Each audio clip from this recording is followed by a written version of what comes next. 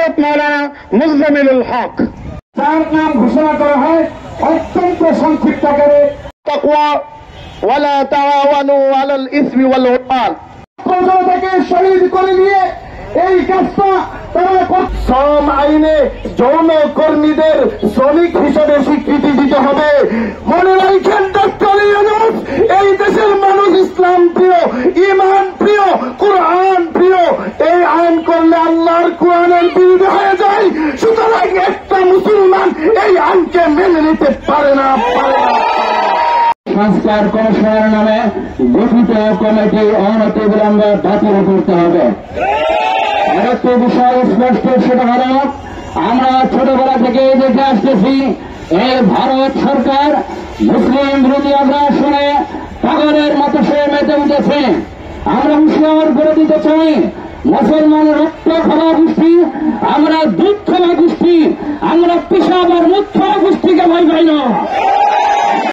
আহ্বান করছি মঞ্চের পিছনে আমাদের ব্যানারের পিছনে তত্ত্বাবধায়ক সরকার, যার পায়ের নিচের মাটি এখনো কাদামাটি, শক্ত হয়নি, সেই সরকার যদি আবারও ইসলাম বিরোধী নীতি অবলম্বন করে, আবারও যদি আমার দেশে ইসলাম বিরোধী নীতি কার্যকর হয়, আবারও যদি আমার দেশের সংবিধানে ইসলাম বিরোধী কোনো নীতি বাস্তবায়ন হওয়ার চেষ্টা করা হয়, তাহলে আবারও আমরা রাস্তায় নামব। আবারও আমরা যেভাবে গণভবনে ঢুকেছিলাম সেভাবে রাষ্ট্রীয় মেহমানখানা, যেটা রাষ্ট্রীয় অতিথি ভবন যমুনায়, আমরা একই পদ্ধতিতে ঢুকতে বাধ্য হব। জিন্দাবাদ, জিন্দাবাদ। বিতর্কিত ওয়াকফ আইন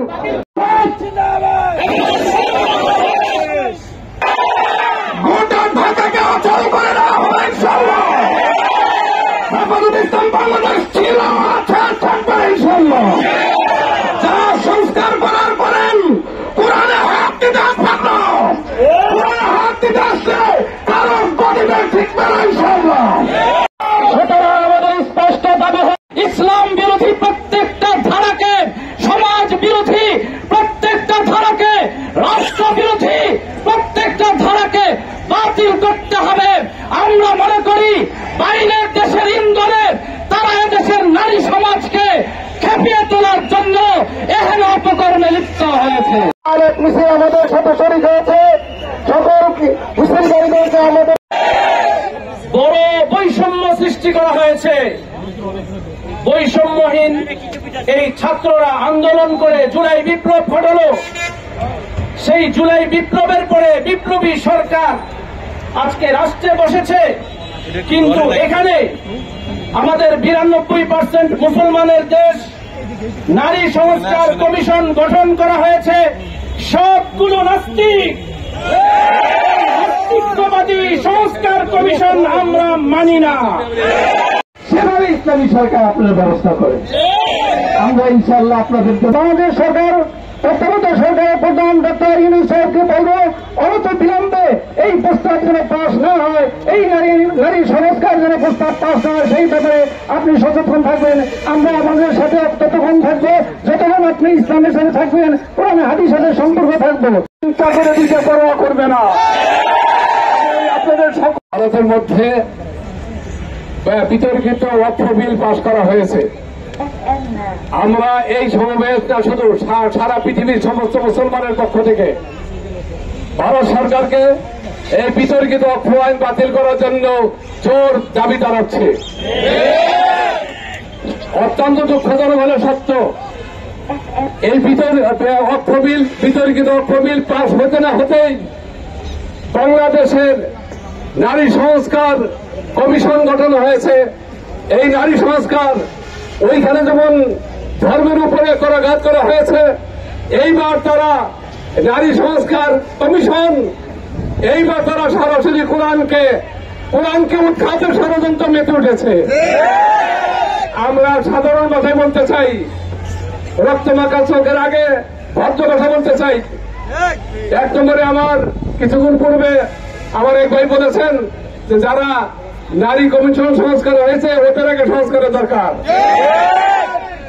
আগে আমি বলবো তত্ত্বাবধায়ক সরকারকে, আপনারা ওই যে নারী সংস্কার কমিশন যারা হয়েছে তাদেরকে অবিলম্বে পরিবর্তন করুন, পদত্যাগ করান এবং তারা যে সুপারি দিয়েছে আগুনে জ্বালিয়ে বাতিল করে দেন। কোরআনের বিরোধিতা করার কোন ধরনের পাইতারা থাকবে, আপনারা রাজপথে রক্ত দিতে তৈরি আছেন? আগামী 3 তারিখ ঢাকা মহাসমাবেশ আমাদের স্থান দেখা হচ্ছে শাপলা চত্বর সরাজ উদ্যানে। আগামী 3 তারিখের আগে থেকে আপনারা একটা স্লোগান দিবেন, চলো চলো ঢাকা চলো। রাজি আছেন? যদি তাই করতে চান দেশের সকল মানুষের সাথে। এরা নিজেরা সংস্কার নয়, এরাই হচ্ছে কোরআনের বিরোধী, ঠিক কিনা বলে? সুতরাং কোরআন সেই 1500 বছর আগে নারীর যে সংস্কার করে দিয়েছে, সেই সংস্কার যদি আজকেও আমরা প্রতিষ্ঠিত করতে পারি, প্রত্যেকটা নারী তার পরিপূর্ণ অধিকার ফিরে পাবে। আল্লাহ তাআলা বলেন, ওয়ালা তাকরাবুজ জিনা, তোমরা জিনা। মুসলমান যদি আমরা হয়ে থাকি, এর বিরুদ্ধে কেউ করতে পারে না। আমরা কোরআনের পক্ষে, ইসলামের পক্ষে, আমার নবী মুহাম্মদ সাল্লাল্লাহু আলাইহি ওয়াসাল্লামের সুন্নতের পক্ষে, আল্লাহর ওয়াহদানিয়তের পক্ষে। আরে বলে কি জানেননি, দেখো আমার সিদ্ধান্ত, আমার এটা কি কোনো মুসলমানের হতে পারে? হতে পারে না। এই জন্য আমাদের ইমানই দায়িত্ব। কেউ যদি এর বিরুদ্ধে কথা বলে চুপ থাকে, তারও ইমান থাকবে না।